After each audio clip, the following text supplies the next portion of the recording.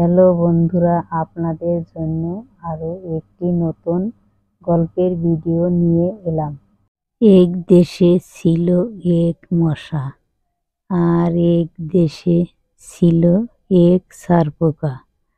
সারপোকা আর মশা দুইজনে বন্ধু পাতল। সারপোকা মশাকে বলল, বন্ধু তুমি তো অনেক সুখে আছো। মশা সারপোকাকে বলল, বন্ধু তুমি তো মানুষের বাড়ির খাটের উপর শুয়ে শুয়ে রক্ত পান করো বন্ধু, আর আমি যখন মানুষের রক্ত পান করতে যাই তখন আমি মনে মনে চিন্তা করি, বন্ধু মানুষ জেগে আছে না ঘুমিয়ে আছে। মানুষ যখন জাগনা থাকে আমি মানুষকে কামড়ালে আমাকে চর মেরে মেরে ফেলতে পারে। সারপোকা মশাকে বলল, বন্ধু তুমি তো উড়ে উড়ে অনেক জীব জন্তুর রক্ত পান করতে পারো। মশা সারপোকাকে বলল, বন্ধু আমি যখন জীব জন্তুর রক্ত পান করি নালা নর্দমা জীবাণু পচা জলে ডিম পারি। মানুষে বলছে এই জীবাণু মশাকে মারতে হবে, ভাইরাস রোগ হতে পারে। এই জীবাণু মশা কামড়ালে ম্যালেরিয়া হতে পারে। এই জীবাণু মশাকে মারতে হবে। মশা মারা ওষুধ দিয়ে মশাকে মারতে লাগবে।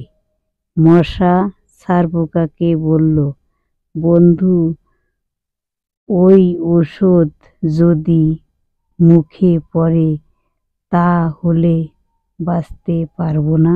সারপোকা মশাকে বলল, বন্ধু তুমি তখন উড়ে পালাবে, আমি তো উড়ে পালাবো।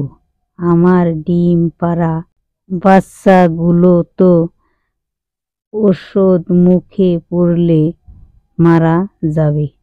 আমি বেঁচে থেকে কি করব?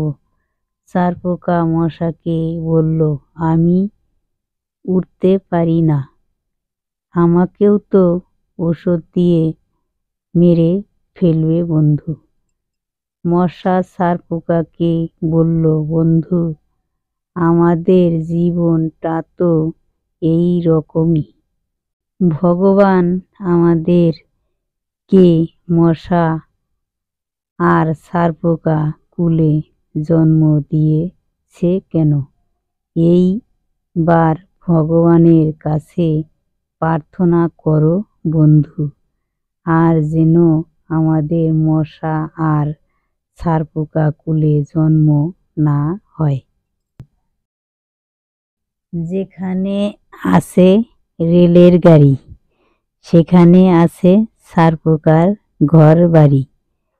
ময়নাগুড়ির মশা কামড় দিলে ঠসা, মশার কামড়ে আমি গায়ে দিলাম কাঁথা। পুন পুন পুন করে মশা কয় পীড়িতের কথা, সাদের মশা পেটটা বলে ডুম ডুম টুমটুম করে। আপনাদের ভিডিওটি কেমন লাগলো?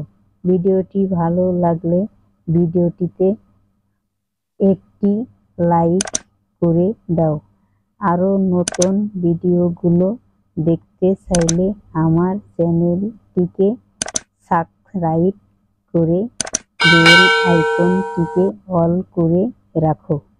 আমি যখন কোনো নতুন গল্প ছাড়ব তখন বেল আইকনের মাধ্যমে আপনাদের কাছে পৌঁছে যাবে, নতুন গল্পের ভিডিওটি নিয়ে যাব।